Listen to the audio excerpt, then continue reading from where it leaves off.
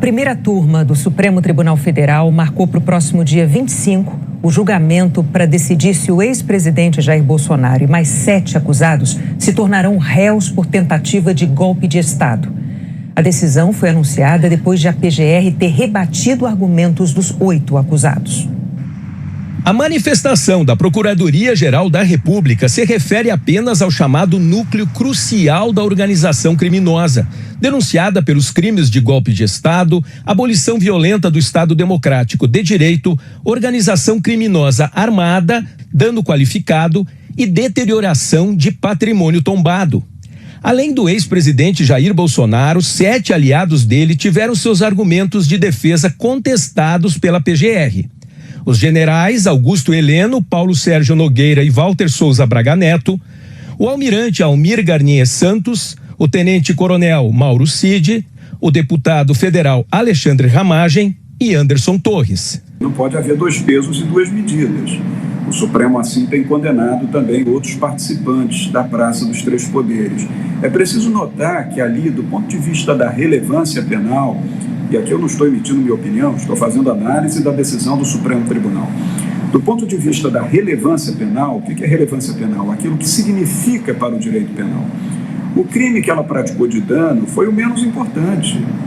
O que o tribunal entende, o Sakamoto agora há pouco comentou de forma muitíssimo precisa, tecnicamente precisa, o que o tribunal entende é que todas aquelas pessoas que invadiram a praça, invadiram o Palácio do Planalto, o Palácio do Congresso Nacional, o Palácio do Supremo Tribunal, estavam imbuídas de abolir violentamente o Estado Democrático de Direito e de depor o presidente constitucionalmente eleito, já empossado naquele ato. O Eduardo Bolsonaro se mandou para os Estados Unidos e de lá ele avisou que não volta mais porque ele é um perseguido político e ele teme ser preso pelo Alexandre de Moraes. Só que ele não foi denunciado, não foi indiciado e nem é alvo de inquérito nenhum no Supremo Tribunal Federal. E o pedido de apreensão do passaporte dele, que tinha sido feito pelo PT, já foi negado pelo próprio Alexandre de Moraes. Então o que todo mundo está se perguntando é, na verdade, o que é que o filho 03 do Bolsonaro foi fazer lá?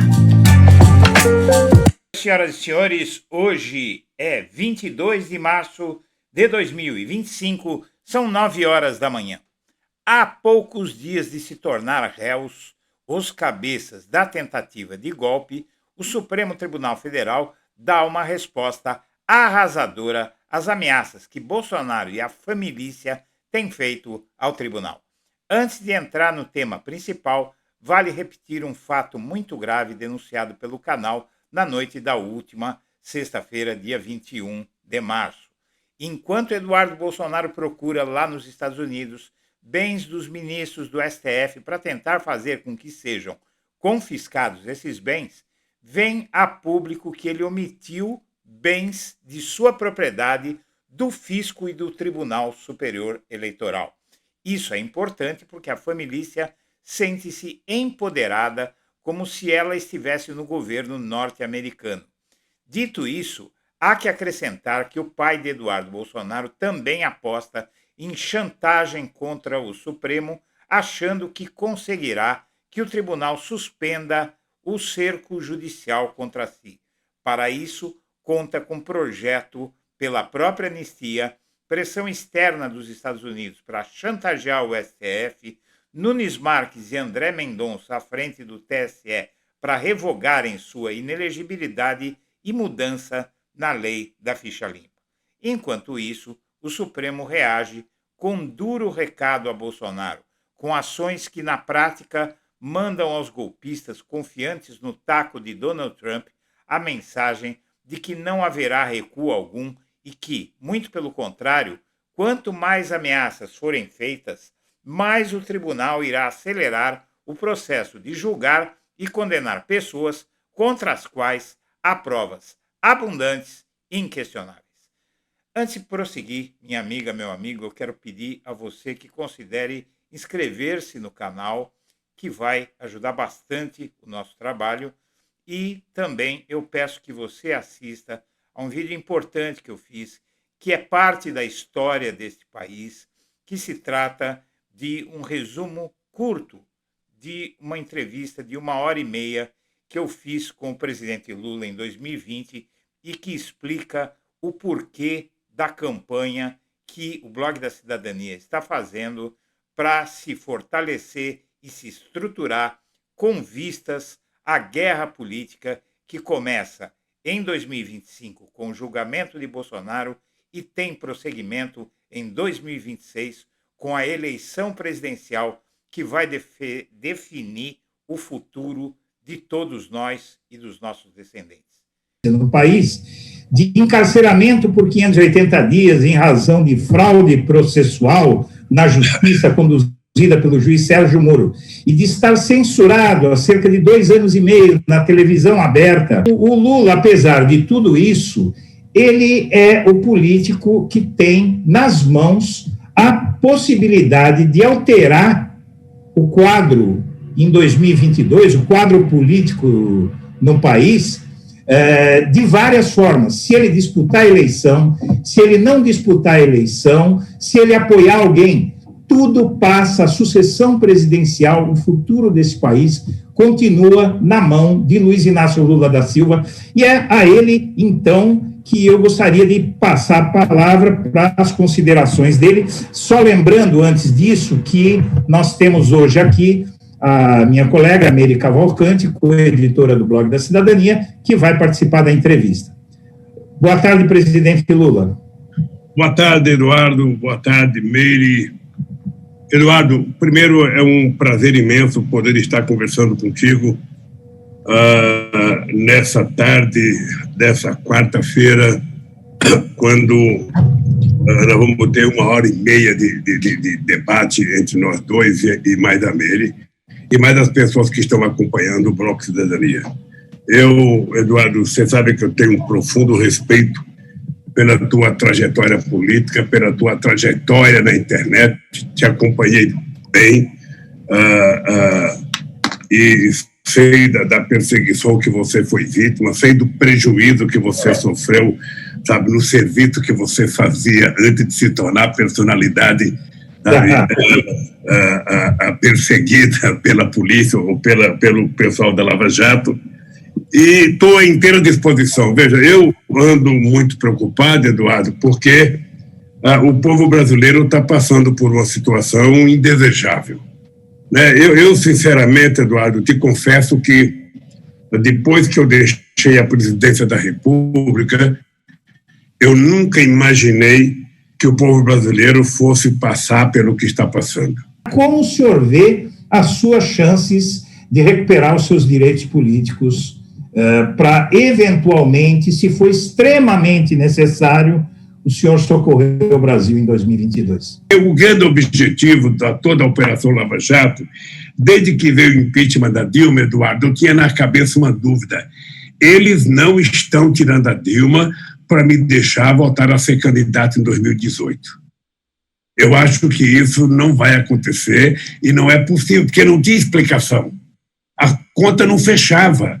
Eles vão tirar a Dilma e vão devolver para o Lula.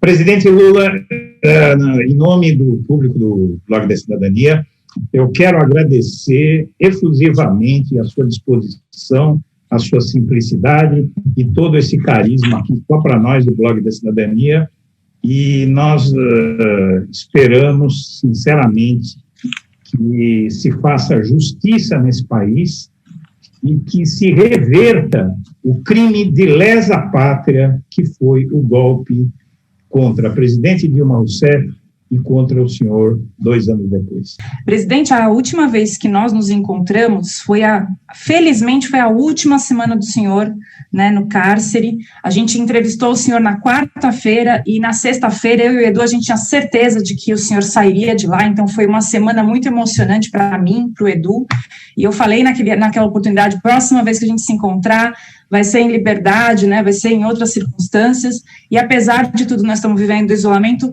é muito gratificante ver o senhor aqui com a gente, podendo falar, podendo fazer o que o senhor gosta, que é discutir a política, discutir o futuro do Brasil. Então, eu agradeço profundamente mais essa oportunidade de a gente ter podido conversar aqui e trazer as perguntas do público também.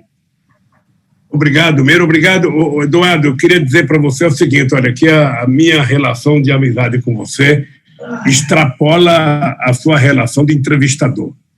Você sabe que amigo a gente escolhe.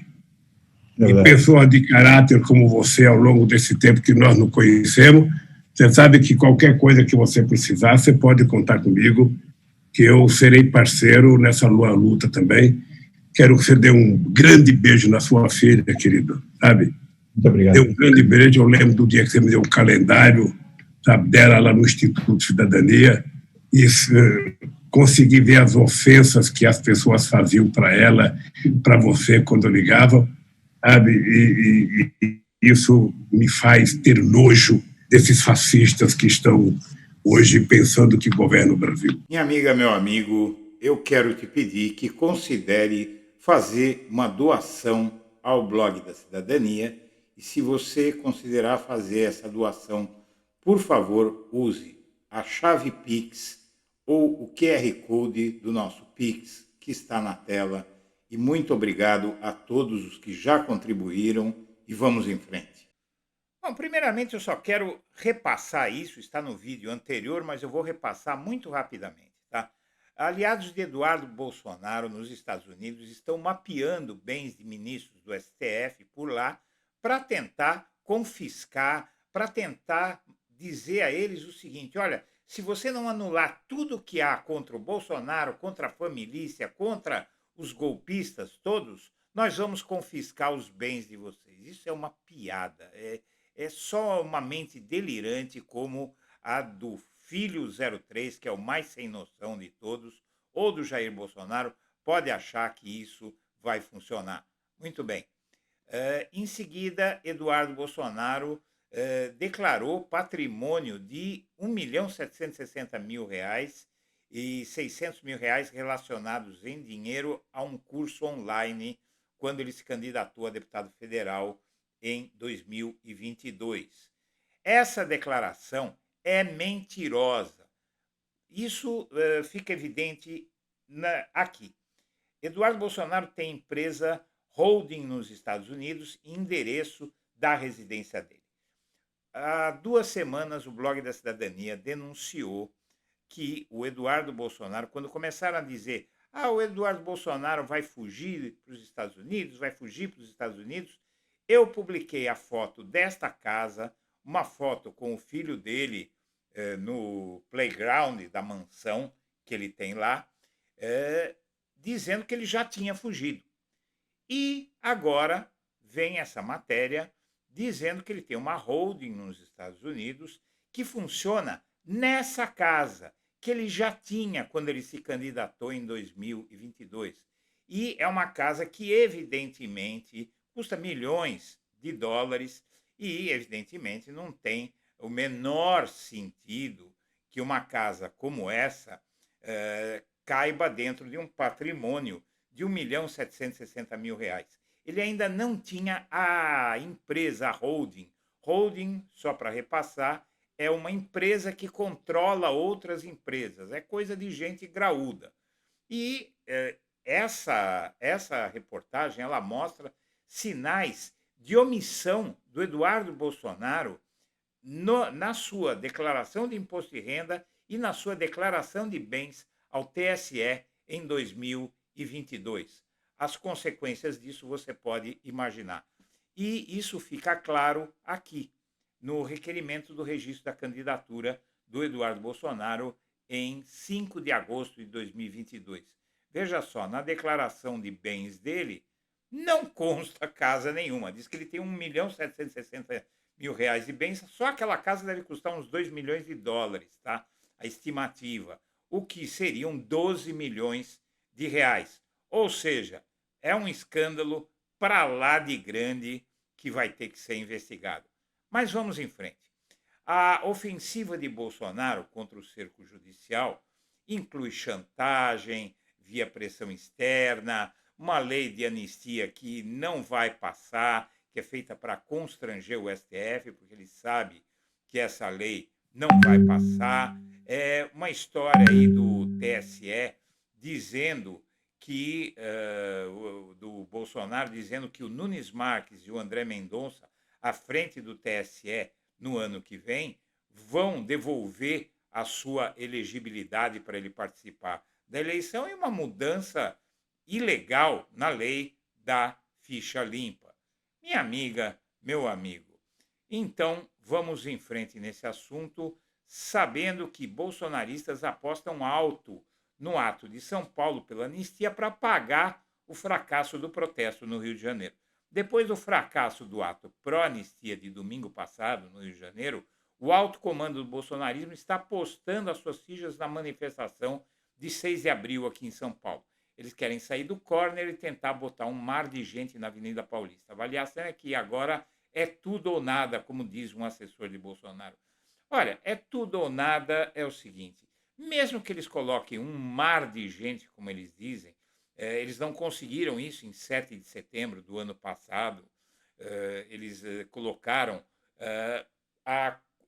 um sexto, na verdade, 3, 4, 12, 5, 4, 20, um quinto, um quarto do que eles tinham colocado de gente em fevereiro, na manifestação de fevereiro do ano passado. Eles fizeram outra no 7 de setembro, foram 40 mil pessoas, na primeira foram 180 mil, segundo a USP. Mas vamos em frente. Essa manifestação não vai fazer efeito nenhum, minha amiga, meu amigo, porque o STF não vai mudar nada por pressão de uma multidão de gente endinheirada que gosta dessa perversão que se chama Jair Bolsonaro. O STF já começou a reagir.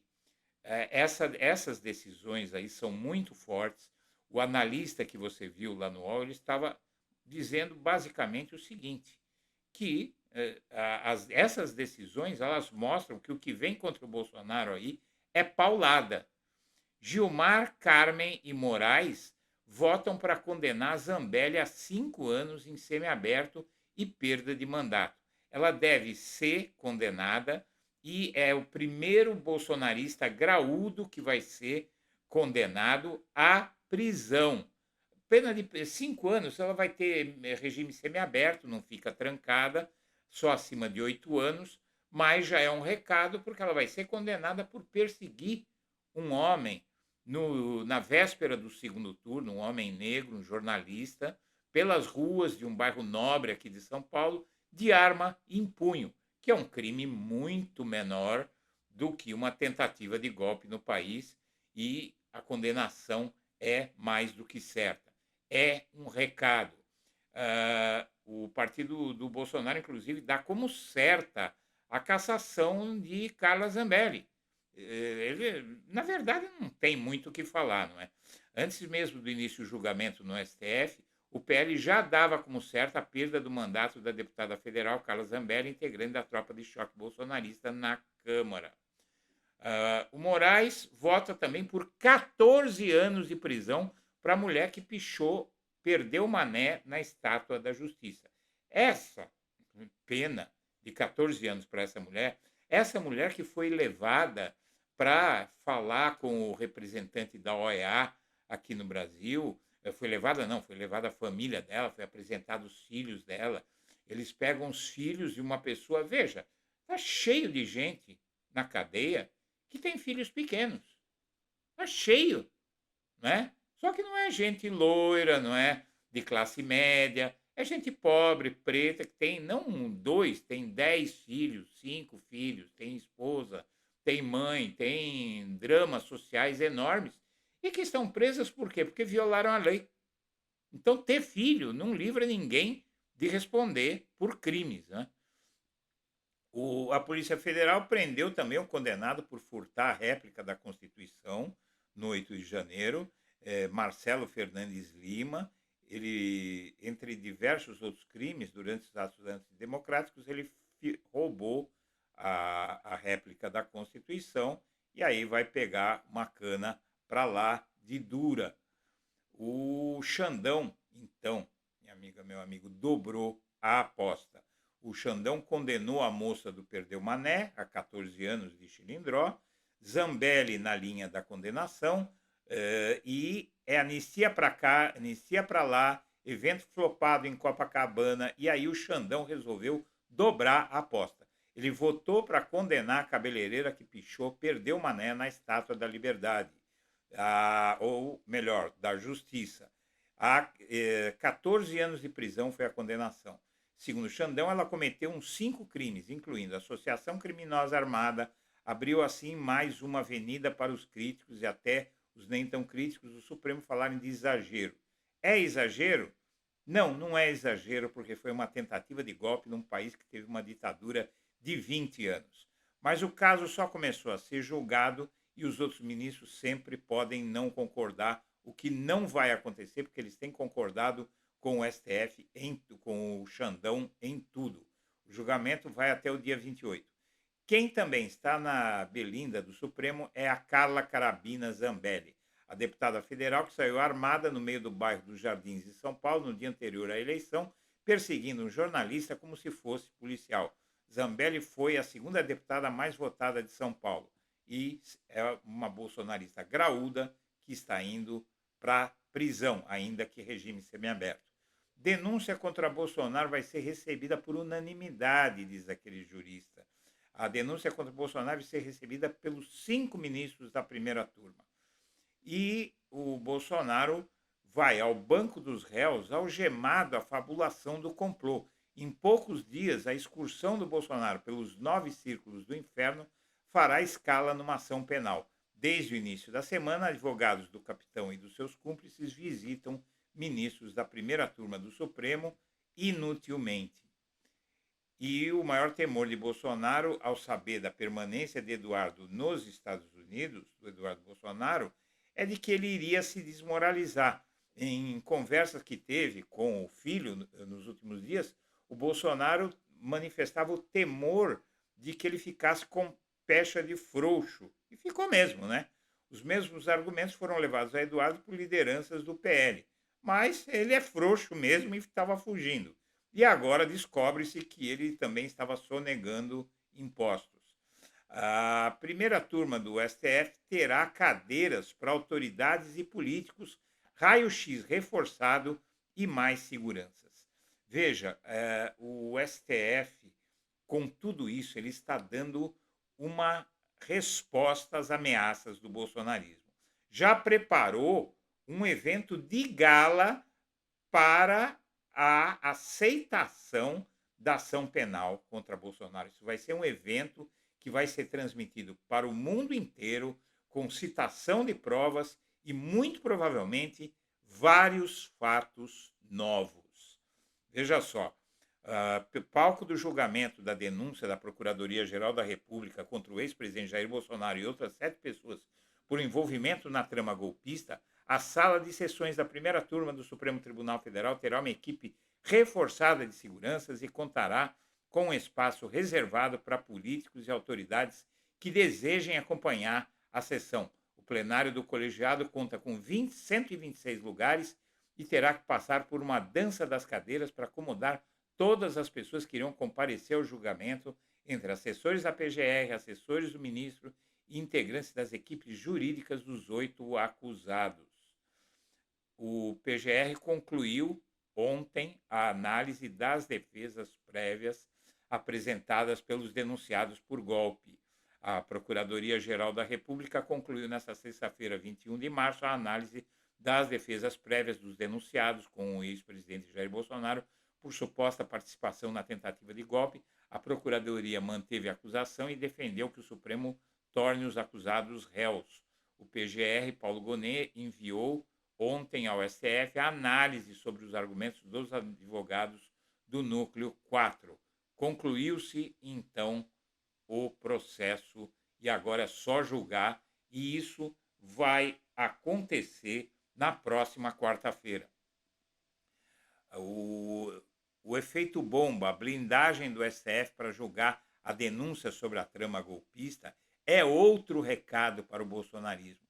Estamos preparados para o que der e vier. Essa notícia é o maior recado que está sendo dado. É a reação do Poder Judiciário, do sistema de justiça do país, as ameaças desses golpistas, que além dos crimes que cometeram, agora ameaçam ao país com as suas conexões com fascistas como eles, com um que a falta de juízo do povo norte-americano colocou naquele poder, e que não vai impedir que esses golpistas sejam julgados, condenados e presos. O tribunal reforçou a segurança física e cibernética para se proteger de ameaças recebidas nos últimos dias. Se nem ameaça de bomba está assustando o Supremo, essa gente precisa entender o que é que está acontecendo no país. O STF montou um esquema reforçado de segurança para se preparar para o julgamento da denúncia contra Jair Bolsonaro e outras 7 pessoas acusadas de tramar um golpe de Estado. A intenção dessa mudança dos procedimentos é evitar que ameaças recebidas pela Corte nos últimos dias se concretizem. Antes mesmo da intensificação das ameaças, os ministros ficaram em estado de alerta depois que, em novembro do ano passado, um homem usou explosivos para atacar o prédio do STF. O atentado resultou na morte do próprio autor do crime. No fim de fevereiro, outro homem foi preso por tentar invadir a sede do Supremo com bomba. Tudo isso incitados pelo Jair Bolsonaro, que vai pagar pelo que ele está fazendo. E vai pagar muito caro. Veja só, a aposta de ministros de Lula na fuga de Bolsonaro, se condenado, é outro fator que está na mira do Supremo Tribunal Federal. Cresce entre os ministros influentes do governo Lula a aposta de que Bolsonaro vai fugir para eventual prisão caso seja condenado pelo STF no inquérito do golpe. Então, esses recados estão dados e agora é só cumprir o que foi prometido ao país e que a sociedade brasileira, a parte sã, a parte racional da sociedade brasileira, aguarda com muita ansiedade. Justiça para os criminosos golpistas. Senhoras e senhores, eu agradeço a atenção e deixo meu abraço para todo mundo.